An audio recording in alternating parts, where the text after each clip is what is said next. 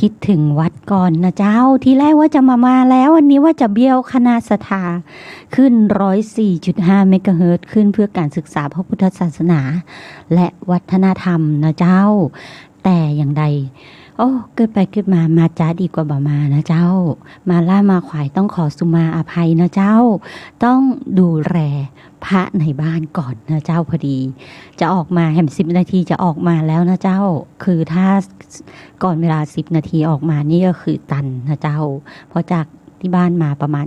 7-8 นาทีแค่นั้นเองนะเจ้าก็กะเวลาเผื่อไว้แล้วจับนะเจ้าแต่มีเหตุเล็กน้อยพอดีแม่เปิ้นถือของตกหล่นนะเจ้าก็เลยต้องดูแลเปิ้นให้เรียบร้อยก่อนนะเจ้าแล้วก็น้องๆนะเจ้าน้องเหมียวน้องหมาทั้งหลายก็วิ่งวนรอบตัวนะเจ้าคอกินหั่นกินนี่ก็เลยเป็นเหตุคือล่าช้าต้องขอสุมาอภัยนะเจ้าก็เลยต้องเอาปลาทูนะเจ้าอาหารเม็ดให้น้องหมาน้องแมวก่อนที่แรกว่าจะพักภาระตรงนี้ให้คุณแม่นะเจ้าปกติท่านเวลาทนายปอมาจัดรายการตอนเช้านี่ท่านจะรับภาระตรงนี้ไปดูแลนะเจ้าแต่ว่าวันนี้พอดีแม่เกิดสะดุดเล็กน้อยนะเจ้าก็เลยต้องมาต้องขอสุมาอภัยตัวนะเจ้าวันนี้สาระกฎหมายโดยทนายปอนะเจ้าช่วงเวลา 7 โมงถึง 8 โมงทุกวันเสาร์และอาทิตย์ใครติดตามเสียงทนายปอแล้วบอกว่าเสียงทนายปอหวานจับใจแล้วต้องเป็นแฟนคลับกันนะเจ้าอย่าละอย่าทิ้งกันไปที่ไหนนะเจ้าถ้าใกล้ก็ขยับซ้ายขยับขวานิดนึงแล้วก็ปิ๊กมาใหม่ภายใน5 นาที10 นาทีนะเจ้าอย่าเพิ่งละอย่าเพิ่งทิ้งทนายปอไปทางใดนะเจ้าอย่าเพิ่งก้ายกันนะเจ้าช่วงนี้ถ้าก้ายทนายปอนี่ขอเตือนอย่าเพิ่งใกล้ทนายปอนะเจ้าทนายปอมีข้อมูลดีๆหลายเรื่องหลายราวมาเล่าให้หมู่เฮาฟังนะเจ้าบางเตื้อมันจะเป็นประโยชน์กับหมู่เฮาทนายปอถึงอยากเล่าให้ฟังนะเจ้าอย่างตะวันนี้วันที่4 มิถุนายนนะเจ้าโควิดมีผู้ติดเชื้อโควิดถึงแก่ความตายยอดสะสมรวมกันนะเจ้า5 รายบ่ใช่5 รายยอดสะสมเดิมนะเจ้ายอดสะสมเดิม26 รายนะเจ้าแต่ว่านี่มามีผู้ตายเพิ่มนะเจ้าแล้วก็มีผู้ติดเชื้อเพิ่มแค่3 รายนะเจ้าแต่ยอดสะสมตั้งแต่พฤษภามานี่ก็คือ 4,100 รายนะเจ้าก็ว่ากันไปตามเหตุการณ์ปัจจุบันนะเจ้าแต่ว่าตอนนี้ดีใจกันนะเจ้าเชียงใหม่นะเจ้าพ้นเส้นสีแดงแล้วนะเจ้าพ้นเส้นสีแดงแล้วผู้ติดเชื้อสะสมอยู่รักษาหายไปแล้ว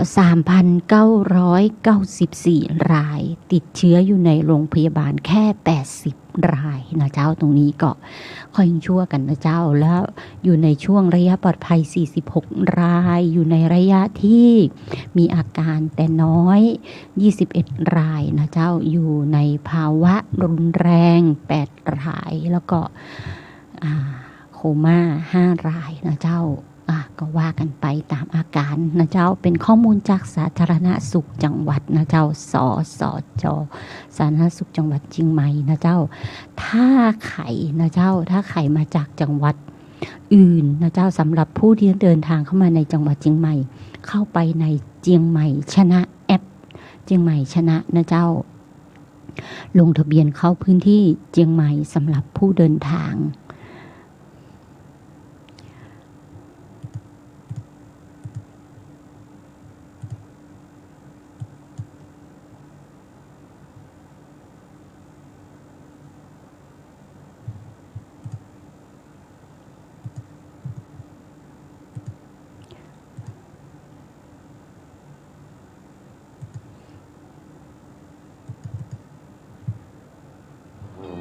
PM เป็นพิษโควิดเป็นภัยใส่ใจสุขภาพวันนี้เสนอตอน8 วิธีป้องกันโรคโควิด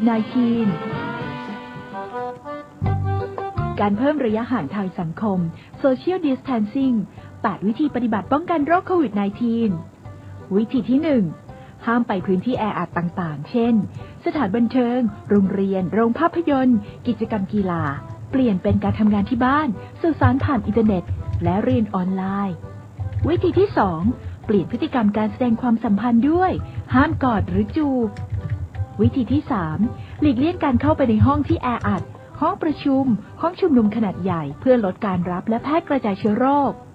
วิธีที่ 4 หลีกเลี่ยงกิจกรรมที่มีคนเยอะควรใส่หน้ากากอนามัยหน้ากากผ้าเพื่อป้องกันการติดเชื้อ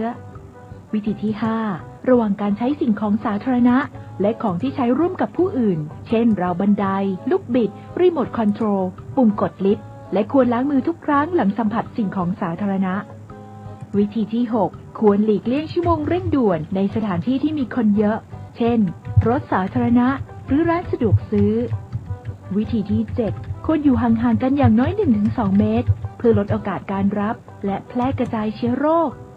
วิธีที่ 8 ควรอยู่บ้านให้มากที่สุดเพื่อไม่ให้ออกไปรับเชื้อข้างนอกโอกาสติดเชื้อก็จะน้อยลงสนับสนุนโดยสำนักงานสาธารณสุขจังหวัดเชียงใหม่ร่วมกับชมรมผู้ประกอบการวิทยุกระจายเสียงเชียงใหม่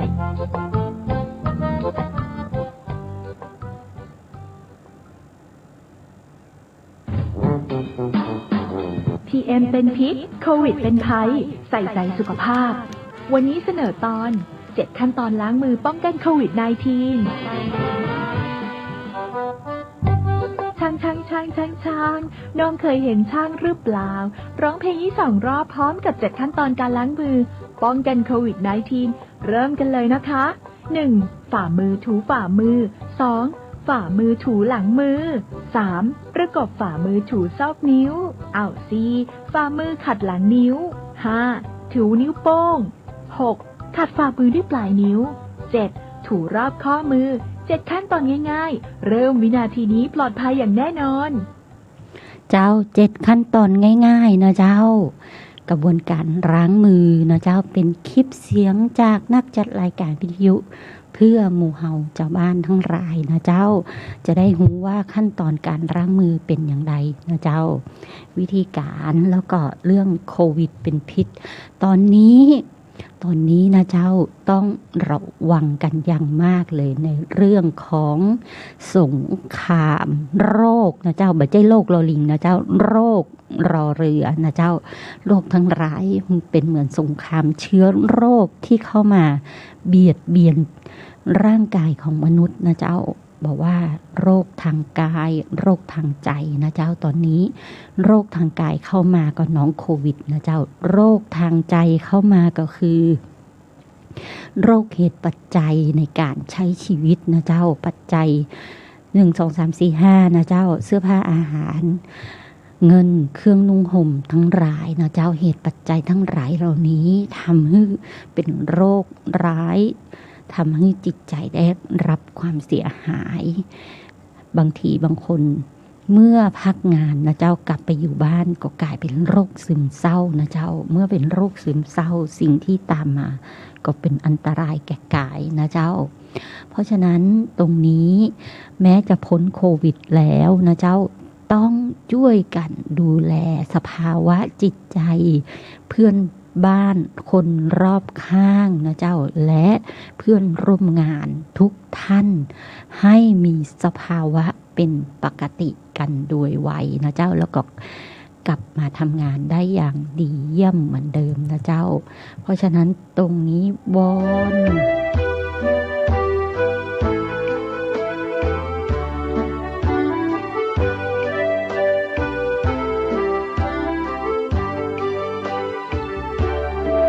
เจริญพรสาธุชนผู้ใจดีอาตมาขอแจ้งข่าวสารงานบุญคือทางวัดของเรากำลังดำเนินการก่อสร้างถาวรวัตถุแต่ทางวัดไม่มีปัจจัยเพียงพอมาสร้างให้สำเร็จได้จึงขอความร่วมมือจากสาธุชนผู้ศรัทธาร่วมกันบริจาคทรัพย์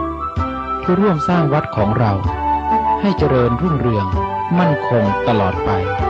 วอนสาธุชนร่วมกุศลด้วยกันวันนี้สร้างบารมีสร้างความดีกันโดยทั่วหน้าร่วมกันสร้างบุญอุดหนุนตามใจศรัทธา สร้างกุฏิศาลาสร้างวัดสร้างวาล้ำค่าแผ่นดินวอนสาธุชนสร้างกุศลดังคำเฝ้าวอนฝากเป็นบทกลอนให้สะท้อนไปทั่วทุกถิ่นบอกบุญทุกวันให้โยมของฉันได้ยินผ่านคลื่นเครื่องไฟโบยบินให้โยมคุ้นชินว่าบุญยังรอวัดยังรอศรัทธาความเลื่อมใสทานน้ำใจให้วัดบ้างสร้างบุญหนอศรัทธาโยมเคร่งครัดวัดยังรอนี่แหละหนอเราคนไทยใฝ่สร้างบุญ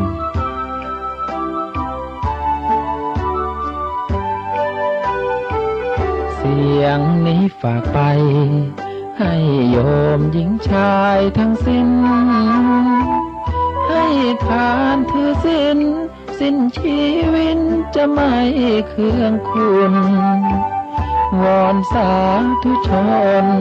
ทุกคนมารวมสร้างบุญฝึกหัดใจให้คุณให้โยมก่อบุญด้วยใจศรัทธา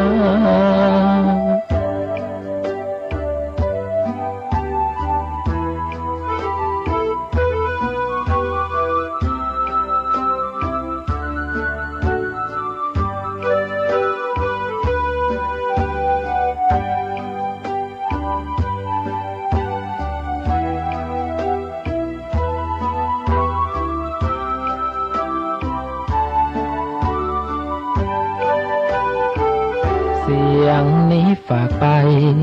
ให้โยมหญิงชายทั้งสิ้นให้ทานถือสิ้นชีวิตจะไม่เคืองคุณวอนสาธุช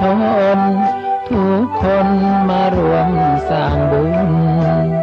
ฝึกหัดใจให้คุณให้โยมก่อบุญด้วยใจศรัทธา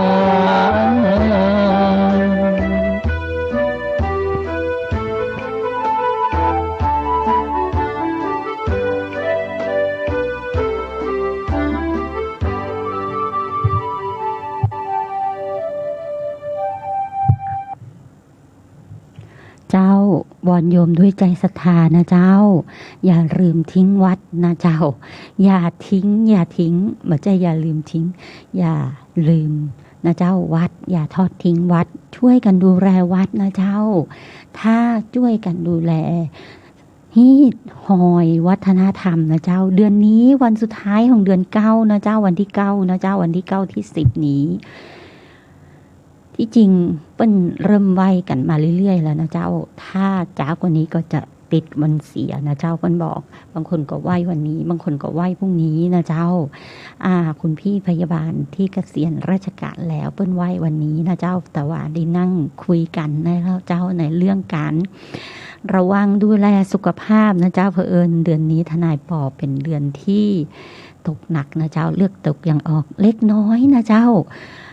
เลือดตกอย่างออกด้วยความยินยอมและเต็มใจนะเจ้าให้คุณหมอเอาออกนะเจ้าในความยินยอมในคดีอาญาแล้วถ้าเป็นผู้ที่รักษาโรคทางกายให้กับเจ้าบ้านนะเจ้าหรือตามโรงพยาบาลนี่เป็นคุณหมอผู้มีใบประกอบวิชาชีพนะเจ้าได้รับกฎหมายเปิ้นเขียนไว้ว่าได้รับการยกเว้นโทษทางอาญาเพราะว่าเป็นการกระทำที่เพื่อรักษาอาการของโรคนะเจ้าป้องกันโรคนะเจ้าในทางอาญาเปิ้นงดเว้นไว้แล้วทีนี้มีคำถามจากหลายคนบอกว่าคดีในกรณีที่การรักษาพยาบาลนะเจ้าสาธารณสุขทั้งหลายการแพทย์ทั้งหลายเป็นคดีผู้บริโภคหรือไม่นะเจ้าสาธารณสุขคุณหมอทั้งหลายก็ ให้ทนายดำเนินการสู้คดีเข้าไปนะเจ้าเพราะว่าเปิ้ลบอกว่าเป็นคดีผู้บริโภคเจ้าบ้านบอกว่าคดีผู้บริโภคแต่ว่าคุณหมอก็บอกว่าปัจจัยผู้บริโภคนะเจ้าทีนี้ก็มีคำวินิจฉัยของศาลอุทธรณ์เปิ้ลออกมานะเจ้าในปี 2551 นั้นพระราชบัญญัติวิธีพิจารณาคดีผู้บริโภคเปิ้ลออกมาประกาศบังคับใช้เป็นครั้งแรกเมื่อผู้เสียหายฟ้องคดีเป็นคดีผู้บริโภคกระทรวงสาธารณสุขก็ต่อสู้คดีโดยเห็นว่า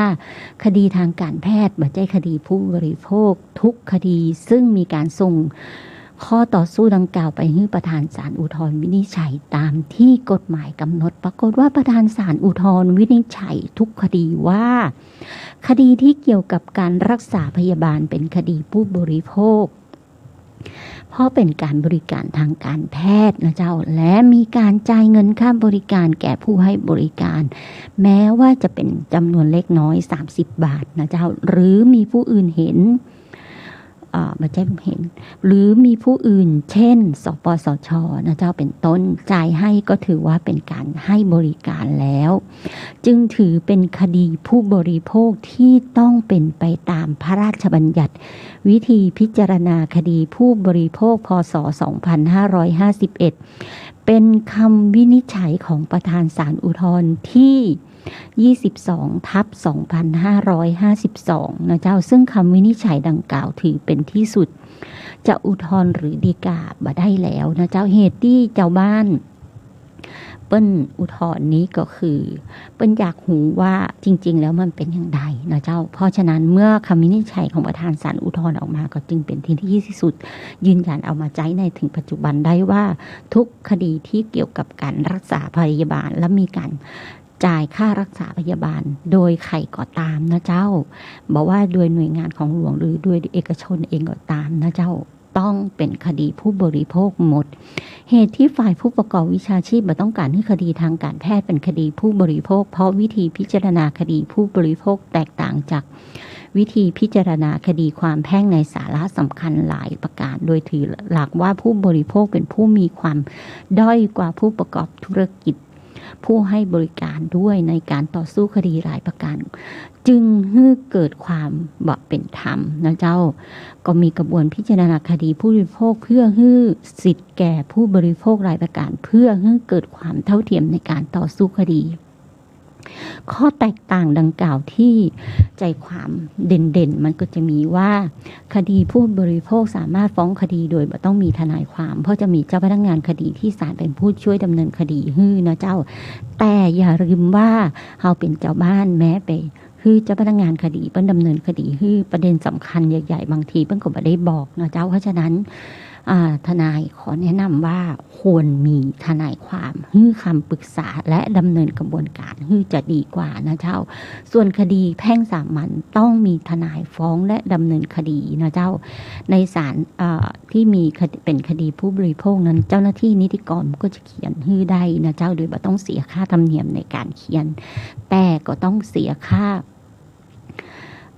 ใช้จ่ายอย่างอื่นตัวนะเจ้าในคดีแพ่งสามัญนั้นเจ้าเสียค่าธรรมเนียมศาล2%ของทุนทรัพย์แต่บ่เกิน 200,000 บาทในคดีผู้บริโภคศาลจะเป็นผู้ดำเนินกระบวนการต่างๆเองนะเจ้าแล้วอันที่คดีแพ่งสามัญนั้นเจ้าคู่ความเป็นผู้ดำเนินกระบวนการต่างๆนะเจ้าโดยทนายความ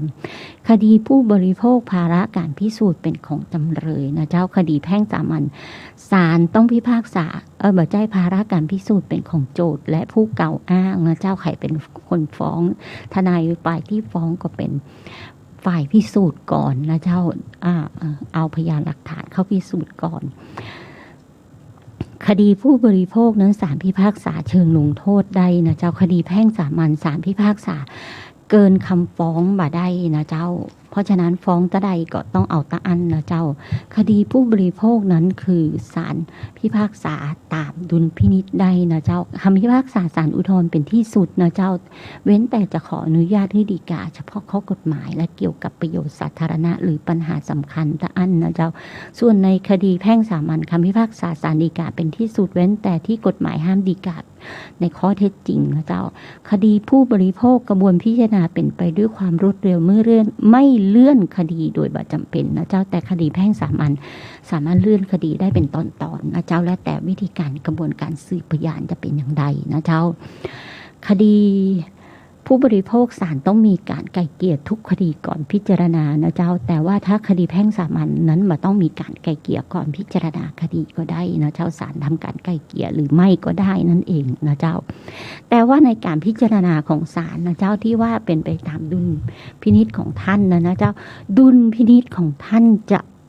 มีกฎหมายรองรับเสมอนะเจ้าบ่ใจพิจารณาไปตามเถยยจิตหรือความต้องการของท่านเท่านั้นนะเจ้าบ่ได้นะเจ้าตรงนั้นเอาละหมู่เอาเข้าใจแล้วเนาะในกระบวนพิจารณาคดีผู้บริโภคกับคดี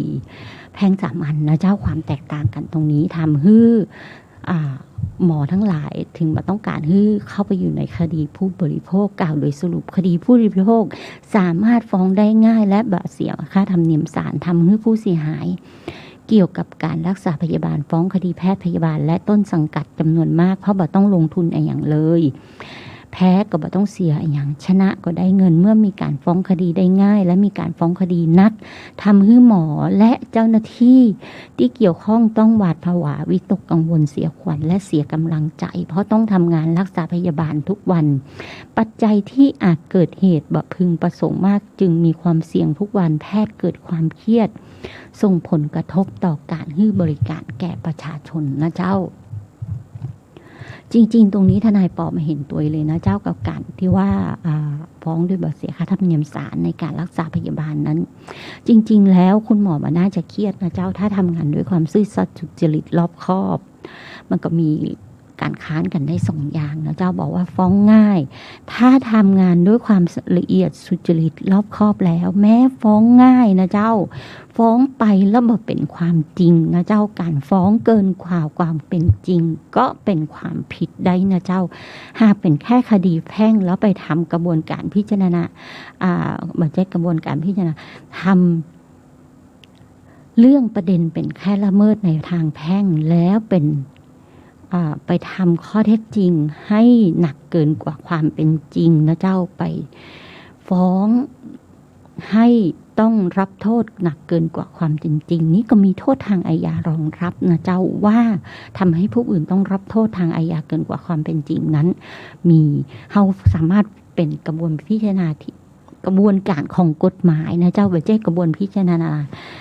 กระบวนการของกฎหมายสามารถฟ้องกลับได้นะเจ้าถ้าหากคุณหมอคุณพยาบาลทำงานด้วยความรอบคอบแล้วดูแลเป็นอย่างดีแล้วและผู้บริโภคเจ้าบ้านยังไปฟ้องแหมก็ฟ้องกลับเจ้าบ้านได้นะเจ้าในลักษณะนั้นทำให้เสียหายชื่อเสียงทางวิชาชีพใดนะเจ้าตรงนั้นตรงนี้ทนายปอบอกได้ว่าบ่ต้องไปกลัวเลยนะเจ้ากฎหมายที่เกี่ยวข้องกับการรักษาพยาบาลก็จะมีหลายอย่างนะเจ้าในเรื่องการรักษาพยาบาล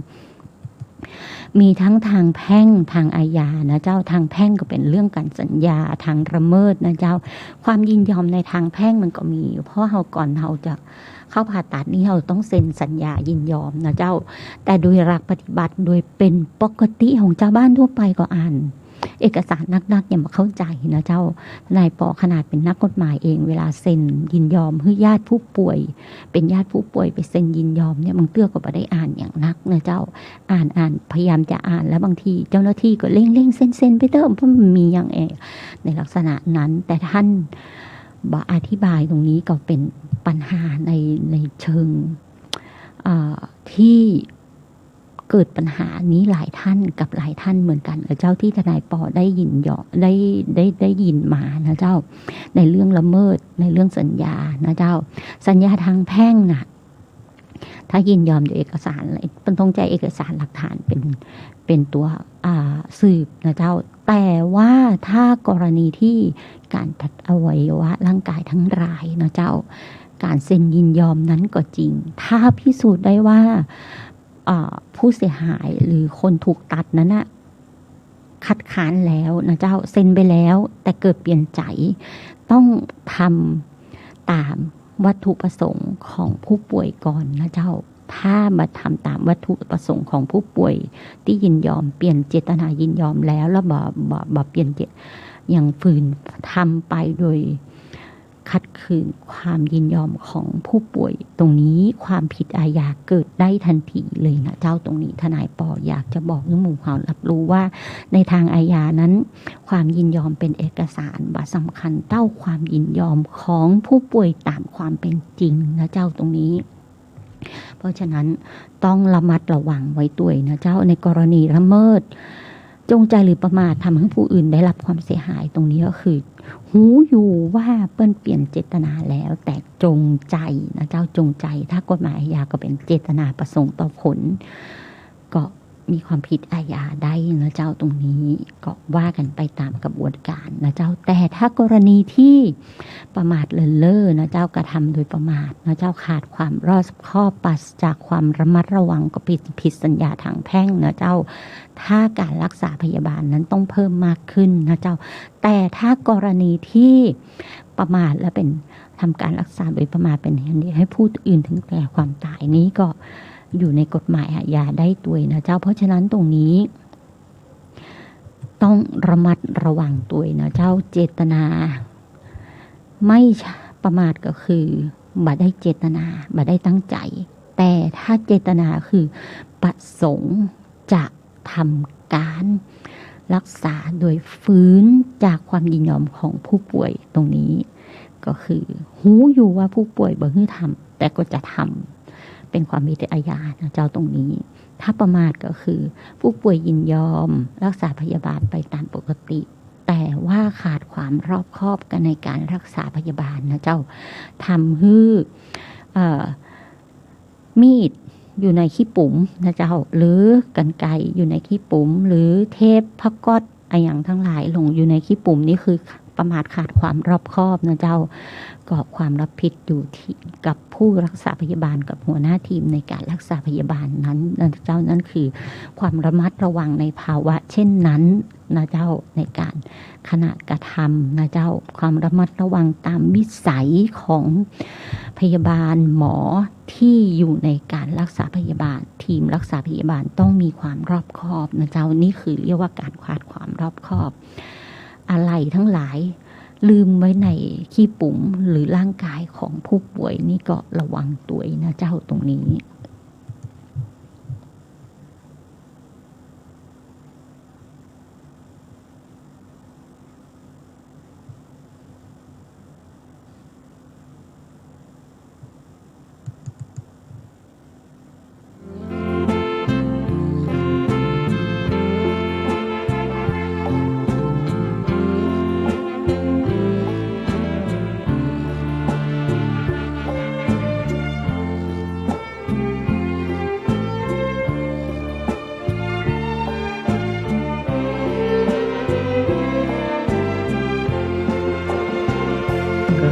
เกิดเป็นทุกข์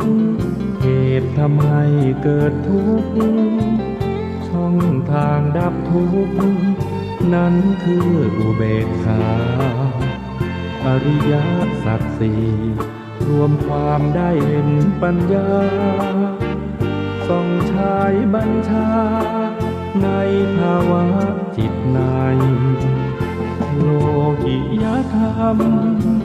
โลกุตระธรรมจุดเชื่อมที่นำเจริญสมาธิใจโอตระภูญาณเชี่ยวชาญมั่นคงสดใสปัจจัตตังใช้อธิบายถ่ายทอดให้เห็นโอตระภูญาณสิ่งที่พระองค์ทรงรู้แต่ไอสไตล์ไม่รู้เหมือนมองไม่เป็นวิทยาศาสตร์ไม่อาจพิสูจน์ประเด็นพระองค์ทรงเห็นเพราะอยู่ในญาณชั้นสูงรู้แจ้งแจ่มชัดการเปลี่ยนแปลงยิ่งนักกฎพระไตรลักษณ์ชักนำใจปรับปรุงกายนอกกายในแยกกายปัญญาจะรุ่งมรรคญาณเรื่องรุ่งเข้าเขตโสดาบัน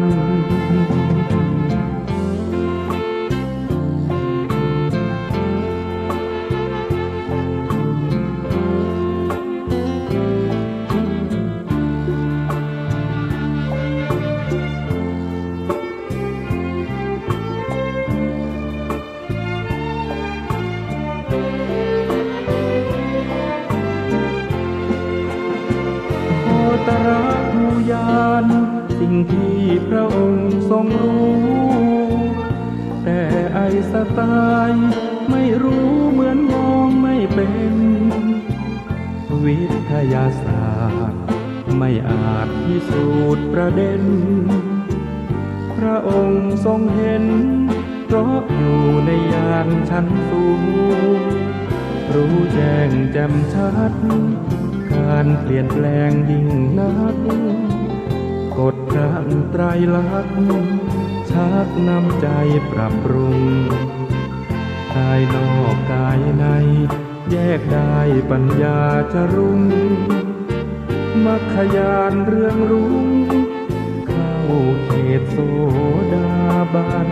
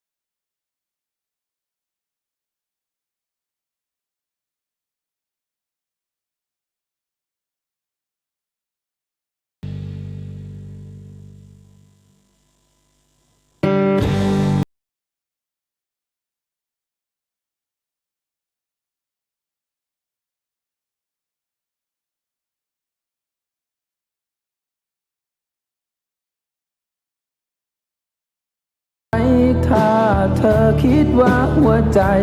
มีอะไรที่ยังมืดด